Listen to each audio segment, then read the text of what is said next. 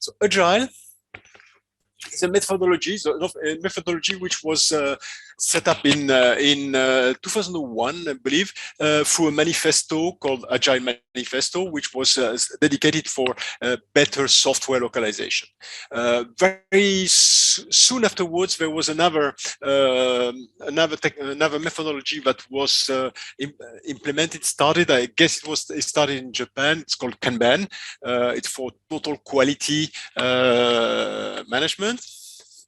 And in the same period, maybe a little bit earlier, there was a third methodology called lean management to optimize the processes and review all the processes to make them optimized. So all these three methodologies are about new, collaborative, iterative methodology. So agile, to be more specific,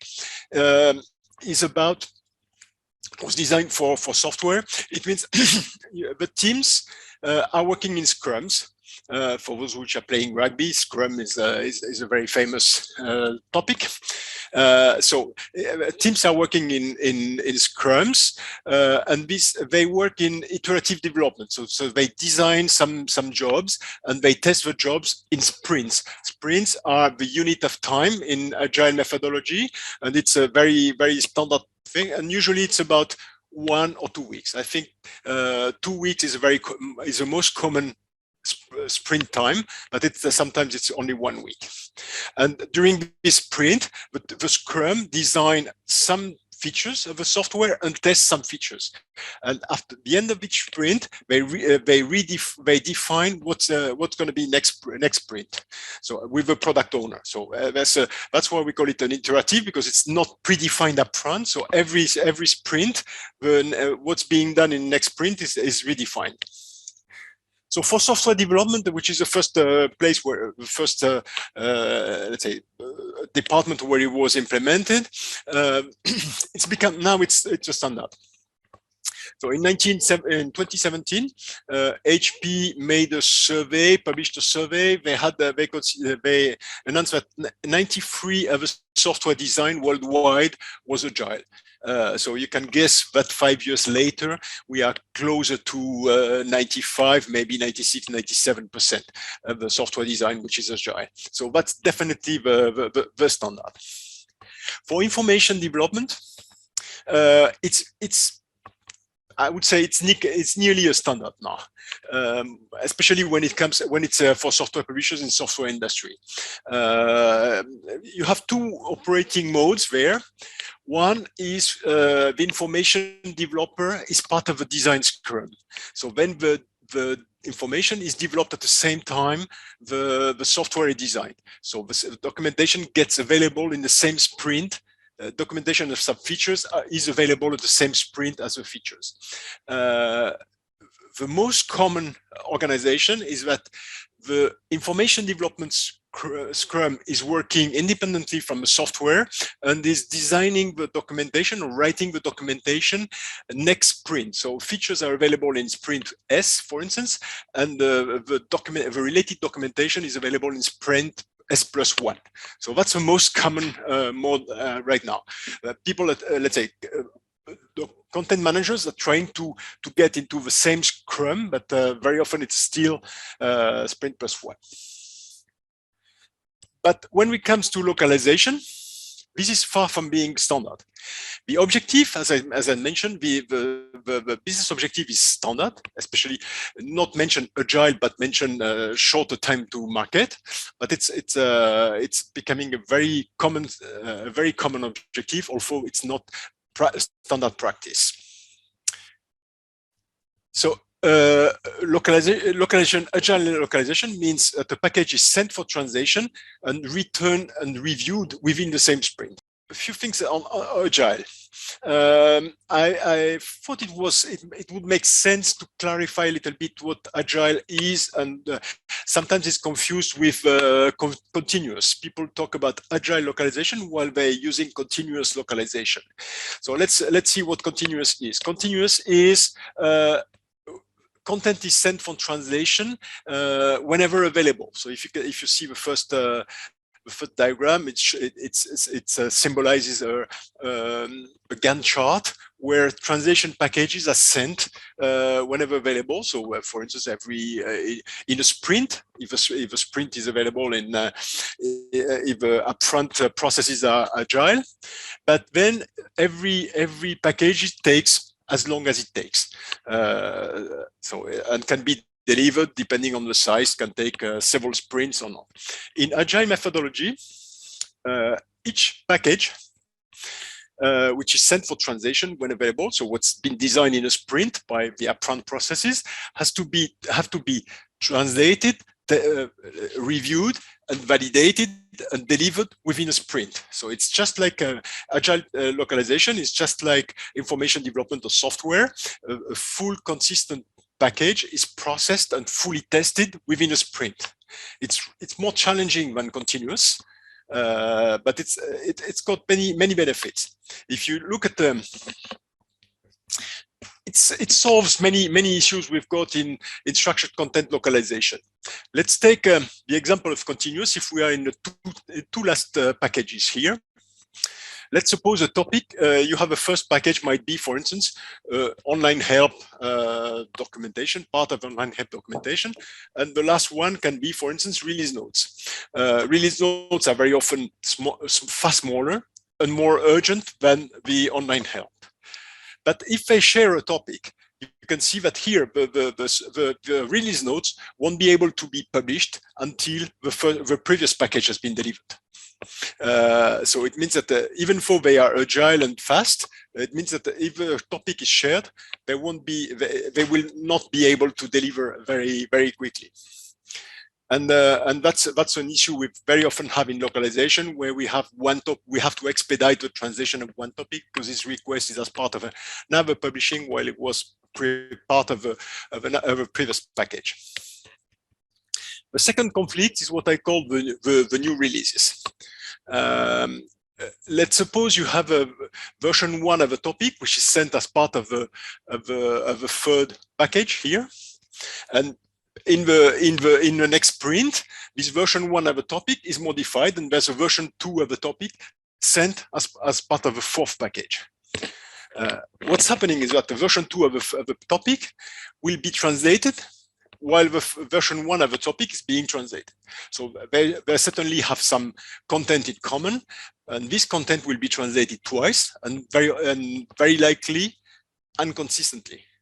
So and then hopefully your CMS will manage properly the version numbers. Otherwise, there might be some overwrite of the topics if it's not properly managed by your CMS. So that's what I call the new release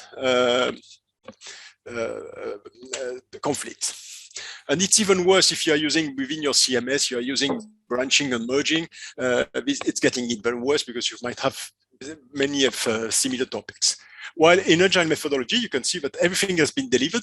So if you have a topic which is reused, it's going to be translated before you send the next package. And if you have a new release, then you can see that release 2 will be when it's sent for translation. Release 1 has already been translated. It's already in translation memory. So it means that your content will not be retranslated and will be obviously published consistently. So that's a significant difference about agile and continuous. Okay, now let's see what's happening with software documentation. Localization. So this is software localization and related documentation has always been working in a waterfall model, even though the content was designed in agile methodology. So you have a content here which is designed in agile methodology, and the translation is getting a waterfall. There might be several reasons. One can be a finance reason, because sometimes the localization is financed by marketing for some countries, and they want to know exactly how much it's going to cost before they agree on the cost. But this is easy to overcome because you have very often tier 1 languages where you know that's going to be translated anyway. The second reason is technical.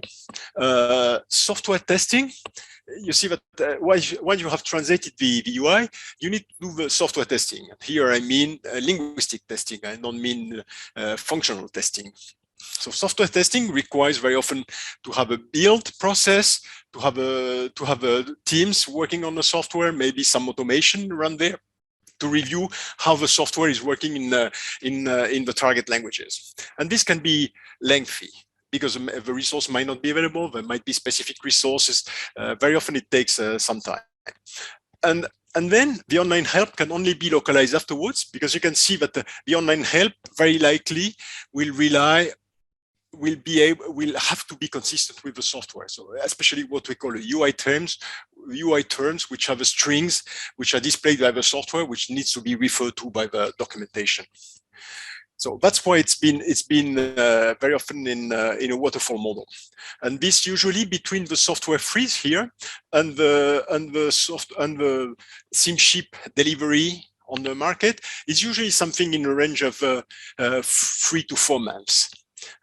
So it's rather long. So when we get to really agile, that's how it's going to work. So you have software development and information development, which is still working in parallel, agile. Then you can start translating the software in an agile UI, in agile methodology. So it means every time a new set of resources are available, you can get them translated. Linguistic testing, as I mentioned, can be partly agile, but then eventually it's going to take some time anyway to have a final freeze, build, and the final validation. So this time for software testing can be rather long. You can start translating the online help before the software is validated, but you will need eventually to have some phase of review where you're going to check that all the resources that you mentioned in your documentation are translated consistently with your software. And this can be rather, if a documentation is large, it can be rather lengthy. So when we get to this situation, instead of 4 months, usually we can reduce it to 2 months. In this region of 2 months. So that's but there's already some benefits. You have already reduced by 2 months, but you can see as well that here it's you have a short period of time, and if you an intensive work during a short period of time. So which means that very often we need to have many translators in parallel. For one of our customers, we've got in this at this moment when we localize into a target language, we need to have 6 translators in parallel. When we move to this methodology, you can anticipate and it's smooth the load of a translation. And for very same customers, we could reduce to 1.5 translators in average. So then accordingly, you have a better consistency because you have fewer translators with better consistency and cheaper coordination. So which means that the software localization will still already be cheaper than full waterfall. So by going that direction, you cut down a little bit the cost and you cut down the duration. But still, you need to wait for the final thing and final delivery, and it's difficult. So it's not fully agile. We would dream about something where everything is agile and you don't have to wait for one step to be completed before finalizing the project. So let's go. Yep. So what are the challenges with agile localization? There are 2 challenges actually. Here I'm going to focus on one, which is UI term consistency, but the second one you are certainly aware of. It's screenshots, but screenshots I will not address here. There might be another topic on screenshots. Here, I will talk about UI term consistency.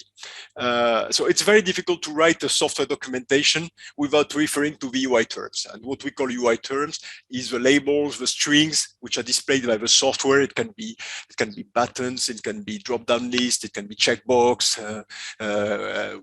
let's say screen titles, features.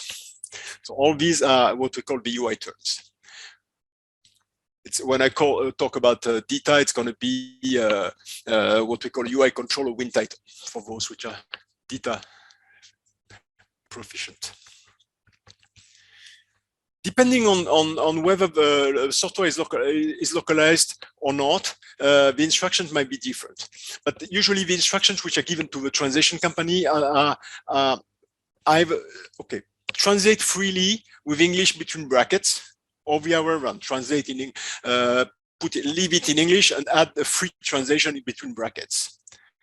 Make sure you use the right translation from the software. That's a usual recommendation we've got. And then in that case, sometimes the translator is provided with the application. So when it's translating, it's supposed to check on the software application how it's displayed. It can be provided with translation memory. So in that case, when it's translating, and when it's translating something that looks like a UI term, it's supposed to go on the translation memory, do some concordance, what we call concordance search, to find the corresponding term, and then to retype it. Or it can be provided an Excel file and search in the Excel file using the same thing.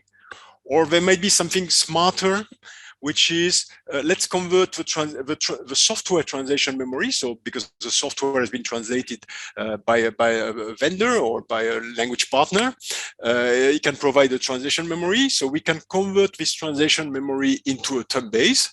And then when you translate, when the translator is translating, is automatically notified that what is translating looks like a UI term which is available in the term base. Okay, so that's how it's supposed to work. So what are the consequences of that? If you have a free translation of two occurrences, if the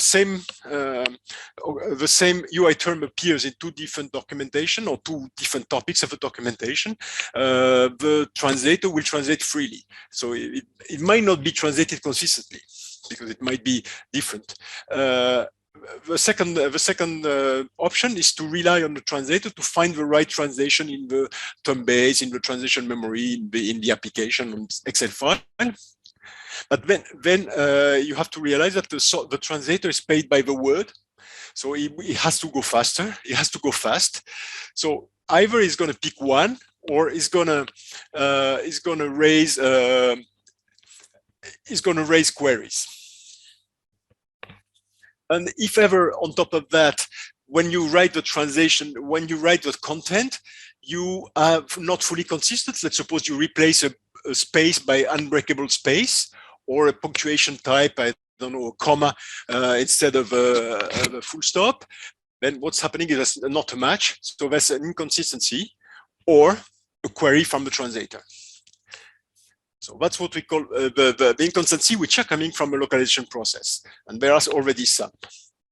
Then there are some inconsistency I call the duplicates, because some strings, although different, because they have they appear in different strings or in different screens or in different content, might have the same value. I mean, for instance, you might have a string called export or system, which is, in one case it's a button, in the other case it's part of a drop-down list, and once translated, they might not be translated the same way. But in the documentation, when it's referring to this term, the translator has no way to know which ones you are referring to.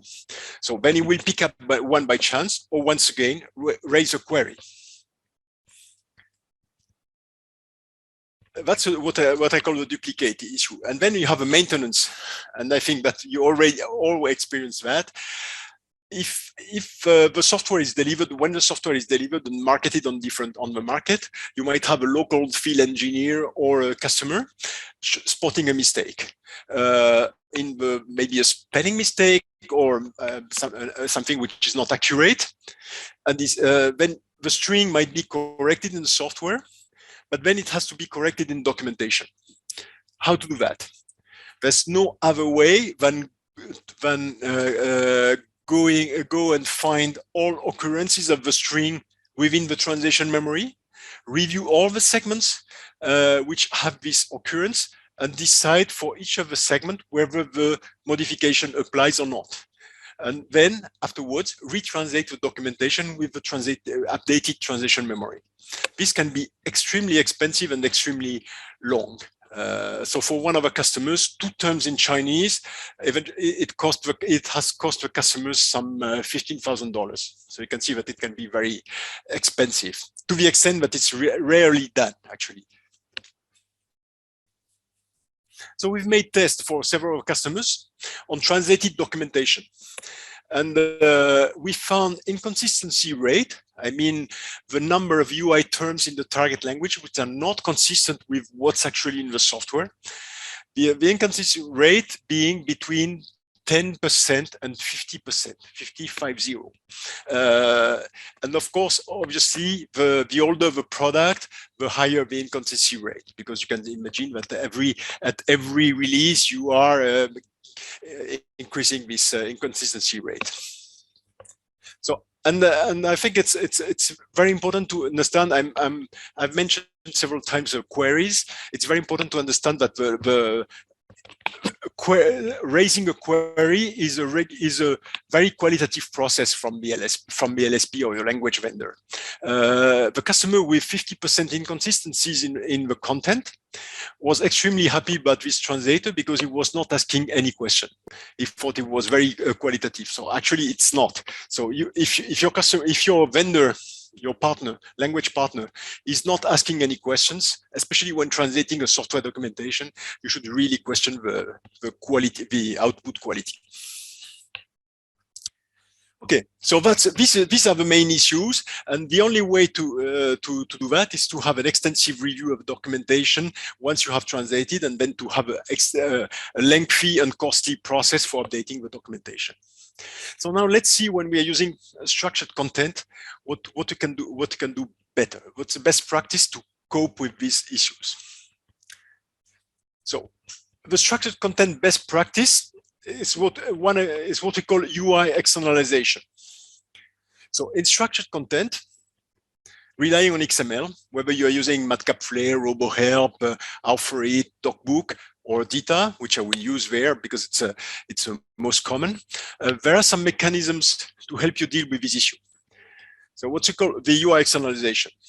This means that the UI term itself is no longer written in the documentation. It's no longer written in the topics, but it's written in a UI reference table, and it's referred to by the documentation.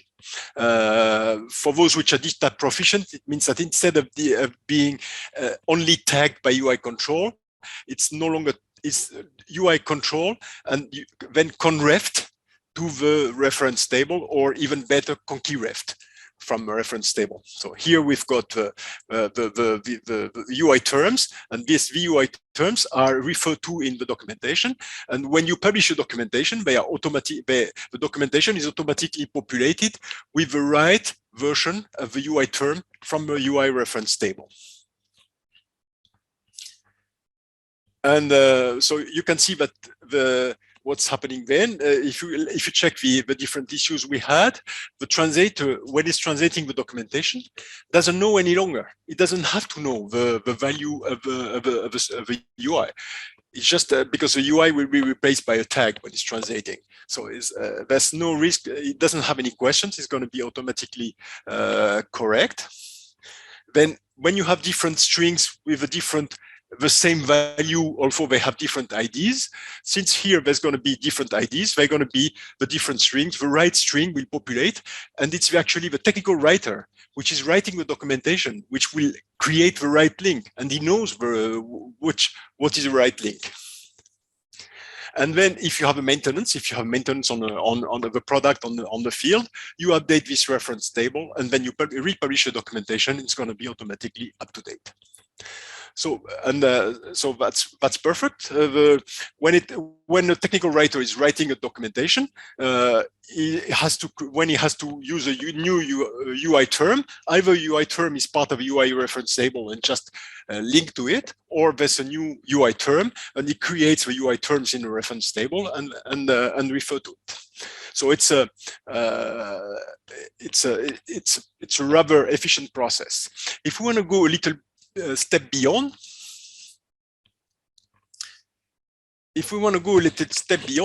we realize that eventually the reference table, the UI reference table, which is managed by the documentation team, looks like the resource files, which are used by the software development team. And the resource files, where the resource files are files in the development framework, where all the strings are stored. So they are called PO files, JSON. The format is PO, JSON, resix. And every UI string here in the software development team has got a unique ID. So if we use the same unique ID here and refer to the same unique ID in the documentation team, you can see very easily that we can create the data reference table by just transforming the resource file from the software development team. So if we do this transformation, and if we import in the content repository, in the CMS, you see that in that case, whenever the software is written, automatically the UI reference table is available for the documentation team, and the technical writer has just to drag and drop the resource into, or the strings into the documentation. If you are using offering environment, advanced offering environment, just like Oxygen. In Oxygen, it's very simple. You take the, I don't know how it's called, reuse component and something like that, and you drag and drop directly the resource into your content, and it creates automatically the conkey ref with the right ID. So it's automatic. So you can see that this is, in that case, it's getting very, very automated.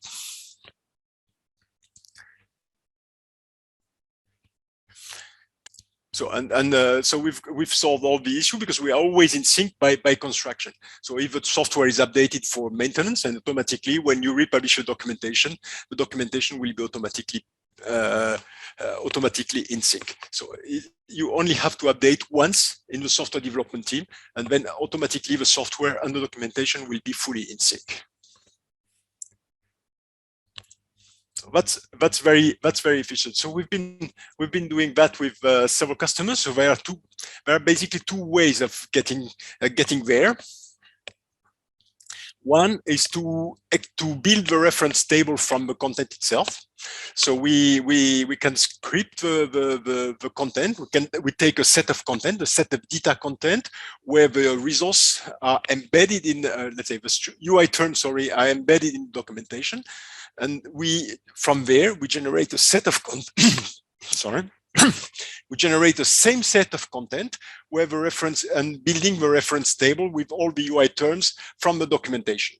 And the publishing will be exactly the same. So there's no change. It's just the structure of the content will be different, but the output will be exactly the same. The second way to do it is, as I already mentioned, is to transform the development team's reference files, so the resix or the JSON files. And since we are in the same XML mode, it can be done by a simple XML transformation using XSLT, for instance. And then once this file has been converted, the reference file, data reference file has been created, it has to be imported in the CMS. So we have to see depending on the CMS, it's imported with different mechanisms, but all the CMS have these options. And then they can be referred to by the documentation. So what's the outcome on that? As I told you, we have supported many customers in this process, and so we have enough experience to share with you the outcome, and it's very consistent across customers. When you go agile like that, very often you can drop the time to market from, instead of being, let's say, I mentioned 4 months for one of our customers. So for these customers, we shrunk the time to market from 4 months to 3 weeks. So you can see divided by 3 or 4. Offering effort, as I mentioned, if you are using tools like Oxygen or things like that, it's easier to create the link, to automate the link, rather than typing the UI terms and checking that it's actually consistent. So it's so the offering effort can be slightly reduced doing that. Translation effort is reduced as well. It's a combination of three basically basically three reasons. First, you have fewer words. All the UI terms in your documentation are now no longer to be translated because they are tags. And in the documentation, you've got 7 to 10% of the words which are UI terms. So when you get, for instance, if you have a task, it's going to be a little bit more, but if you have a concept, it's going to be a little bit less. So all in all, it's around 7 to 10%. Then I mentioned that the translator will be raising queries. So obviously, when you have this model, you don't have any query any longer related to the UI terms. So you save a lot of time and effort. And beyond the effort and time, it's a disruption of a technical writer and things like that, and to answer these questions, which are always urgent, of course, because they are in the critical path of localization. And then, as I mentioned as well, instead of having 6 translators in parallel, you only have 1 or 1.5. So then there's a smoother effort because you to manage these translators. So all that together is usually something in a range of 15% translation effort saved.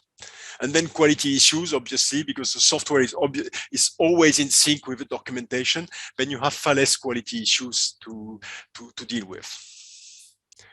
So this is and this is rather consistent across all our customers. So does it apply only to software? It doesn't. Let's say it's very efficient and very useful for software localization, for software documentation. But it can apply to other content types. It can apply for bibliography, if you are documentation. If you are hardware, you can apply to spare parts because the spare parts are managed by manufacturing or customer support database and something like that. On tooling.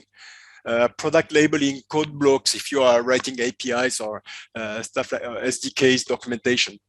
I would say everything which is managed outside of the technical documentation world. The only constraint is that it only applies to neutral terms, because the rest of the sentence doesn't have to, when you're translating, you don't have to know the value of the UI term or the string which is imported. And this means that your term has to be neutral or insulated by the sentence structure. Let's see the 2 sentences down there. So if you have, please refer to the administrator guide. Administrator guide is a title of another document. So you would like to somehow refer to the actual title from the other documentation. But then if you put it outside, you see that the article here will depend on the gender of the administrator guide translation in some languages like French, German, or something like that. But if you write, please refer to the manual and semicolon administrator guide, you would see now that this administrator guide can be externalized as well. The link, it's in that case, is no longer a UI control or win title, but it's likely to be a site element, and this will be can be externalized as well. And beyond that, you can see that then all the references to the documentation will be introduced by the sentence, please refer to the manual, which will be in the translation memory. So it's going to save, even though you have more words, it's going to save a lot of cost. So these are the type of things that you can apply far beyond software localization, whatever type of content you have. So what's a limitation? The only limitation, the drawbacks we've seen with our customers is that when you are working, it's linguistic review. Because in the documentation, in the sentence now, you have, instead of having a UI term, you have a tag. So if you're using the standard mechanism for linguistic review provided by a CAT tool or thing which provides you with a bilingual file and things like that, this won't work any longer because you have the UI terms replaced by a tag. So it means that the review process have to rely on a published version of the content. So it can be either from the CMS, but then you create an HTML, you have to make sure that the content is updated, or that's why we have designed a solution we call augmented review. It's we have done another webinar. You can contact us if you want to know more, where actually we publish in the review environment of the translation environment. We review and we publish the different, including the, you see here, the UI terms are externalized, but they are displayed in the review environment. So this is the only impact it has on your translation process is on the linguistic review. So if you want to implement it, first step would be to check that it's compliant with your overall strategy, that you are ready to, that everybody agrees, because it involves not only the documentation team, but it also involves the software team, and it's very likely that in order to make sure it works, you better look for the management support and a sponsor in your organization, because there's going to be a slight investment which has to be covered as well. So then check with your organization to find a sponsor and to make sure that people are aware and willing to do it. Then perform a proof of concept. And in this proof of concept, involve your information developers and involve your software developers. Make sure that everybody agrees. And if you do a proof of concept, it's going to be easy to demonstrate the value of a solution to get the buy-in. Then let's implement it. You have a software. You have to work out the process from software to CCMS to a publishing process. You will have to migrate partly your content, either, as I mentioned, either you script it from the current content or you import and you update the content. At that stage, when you implement, of course, you have to implement to involve your language partner. He will have to update the filters. He will have to update his process, because if he wants to work agile, it means that he will have to set up the processes in order to be able to deliver within a sprint as well. So there's some implications there. And then you have to measure and communicate the outcome of that. And eventually you can celebrate as well, because you're gonna be more efficient and save time and money. And then you can get, so I mentioned that we've been talking about software documentation localization. That's one of the main topic. And as you've seen, we've got, I think there's a smart solution to deal with that. But there are other topics related to software localization or to other media related to software. Then we talked about software, screenshots, sorry, as mentioned at the very beginning, but screenshots were an issue. And we have a solution for automatic population of screenshots. As you can see, the screenshots here, they've been automatically populated from the initial screenshot. We have a solution for agile tutorial localization, because very often together with software comes a tutorial to explain how to use a software. And this tutorial might have voiceover and things like that. So we have a solution from there. And we also have a solution for agile software localization, when you can translate in context your software and review your software in context as well, using the agile methodology. So we have solutions for the full media when you want to go agile and with software.